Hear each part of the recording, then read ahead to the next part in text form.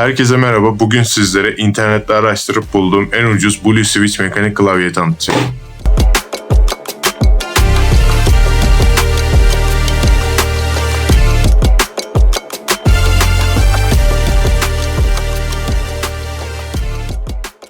İlk kutu açılımıyla başlayalım. Kutuyu bu arada şöyle söyleyeyim, çok beğenmedim. Çünkü çok böyle basit, marketten alınma gibi duruyor. Ama hani genel olarak yine de kutunun görünümü çok da önemli değil. Bizim için önemli olan içeriği. Şöyle kutuya genel bir baktığımızda ön kısmında H61K mekanik klavye yazıyor. Ufak bir görsel var ama muhtemelen bunun klavyeyle çok bir alakası yok. Klavyenin yani çizimi gibi bir şey olmuş bu. Sağ ve sol tarafında herhangi bir şey yok. Arka kısma çevirdiğimizde yine aynı şekilde ama gri renk üzerine yapılmış. Şimdi kutumuzu bir açalım.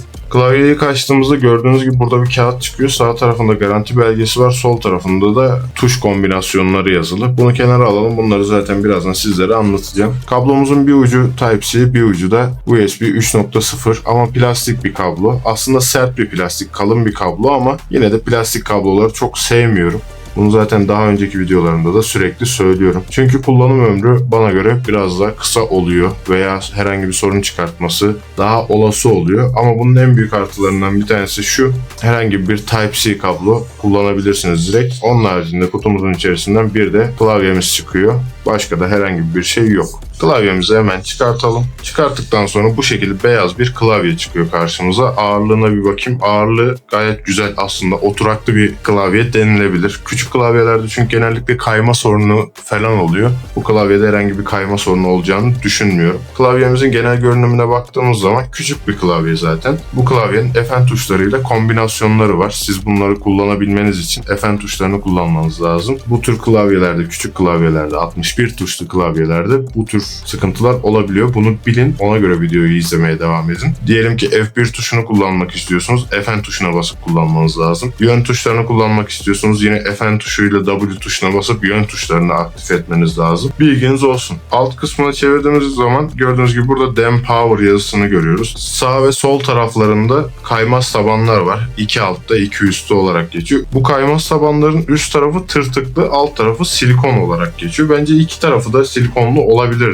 Sebebini bilmiyorum. Kesin net bir şey diyemem. Herhangi bir ayaklığı yok. Yükseltmek için herhangi bir şey kullanmıyorsunuz. Genel görünümü çok sade. Güzel bir klavye. Fiyatına oranla gayet güzel. Zaten teknik özelliklerinden de bahsedeceğim sizlere. Klavyemize baktığımız zaman arka tarafında bir Type-C girişi görüyoruz. Onun haricinde sağında, solunda, ön tarafında herhangi bir şey yok. Type-C kablomuzu klavyemize, USB'yi de bilgisayarımıza takıyoruz. Zaten bunları da ekstradan anlatmama gerek yok. Klavyenin genel görünümü bu şekilde. Şimdi sizlere teknik özelliklerinden bahsedeceğim. Teknik özellikler kısmına geldiğimiz zaman 61 tuşlu bir yapıya sahip, küçük bir klavye olarak geçiyor. %60 kompakt tasarıma sahip. Onun haricinde içerisinde Blue Switch var. Bunun farklı switch versiyonları da var. Siz isterseniz tercih edebilirsiniz. Ben daha öncesinde zaten Red Switch'li bir klavye tanıtımı çektiğim için bu sefer de Blue Switch çekmek istedim. Merak ettiniz, herhangi bir klavye modeli varsa aşağıda yorumlarda belirtmeyi unutmayın. Onun da tanıtımı yakında gelebilir. 17 farklı aydınlatma modu var. 4 kademeye kadar parlaklık var. Yani 4 kademe parlaklığını arttırıp 4 kademe parlaklığını düşürebiliyorsunuz. 4 kademe efekt hızlandırması var. Bu tamamen sizin keyfinize kalmış bir şey. Kullandığınız 17 farklı efekt içerisinde istediğiniz efekte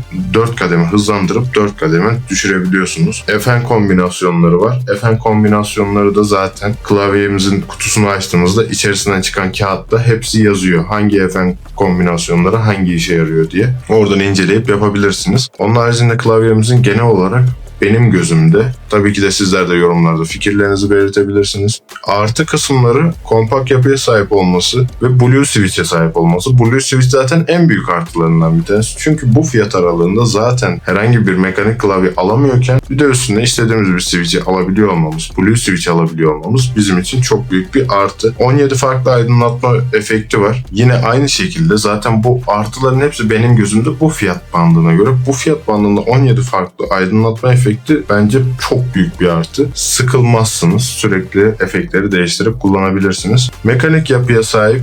Zaten bunu en başta da söylemiştim. Sürekli de söylüyorum. Bu fiyat bandında mekanik klavye bulmak gerçekten çok zor. Ve bulduğum en ucuz mekanik klavye zaten. Fiyatına göre gayet kaliteli. Diğer bir artısı da zaten fiyatı. Ben daha önceden de bir klavye tanıtım videosu çekmiştim. O da Red Switch'ti ve onun da fiyatı gayet düşüktü. İsterseniz o klavye videosuna da kartlardan ulaşabilirsiniz. Eksiler kısmına baktığımız zaman bu eksiler aslında insanların, yani sizlerin kullanımına göre olacak eksiler. 61 tuş kullanım zorluğu var. Siz eğer büyük bir klavye kullanıyorsanız ve küçük bir klavyeye geçecekseniz, yani bu klavyeye geçecekseniz tuş kullanımında birazcık zorluk çekebilirsiniz. Büyük ellere sahipseniz yine aynı şekilde biraz zorluk çekebilirsiniz. Çünkü bu klavye diğer klavyelere oranla küçük. Kablosuna gelelim. Kablo kısmında ben zaten plastik kabloları sevmiyorum. Örgülü kablolar her zaman benim tercihimdir. Çünkü kullanım ömrü çok daha uzun oluyor. Ama bu klavyede hem eksi hem artı olarak şöyle bir şey var. Siz isterseniz gidip şarj cihazınızın kablosunu bile kullanarak bu klavyeyi kullanabiliyorsunuz. Yazılım eksikliği var. Diğer bir eksisi. Yazılım eksikliği konusunda da zaten baktığımızda bu fiyat bandında çok büyük bir yazılım bekleyemeyiz. Bu fiyat bandında alınabilecek bu klavye tamamen başlangıç seviyesi mekanik bir klavye. Bir diğer eksi de tabii ki de bu da yine kişiden kişiye göre değişir. Blue Switch olması.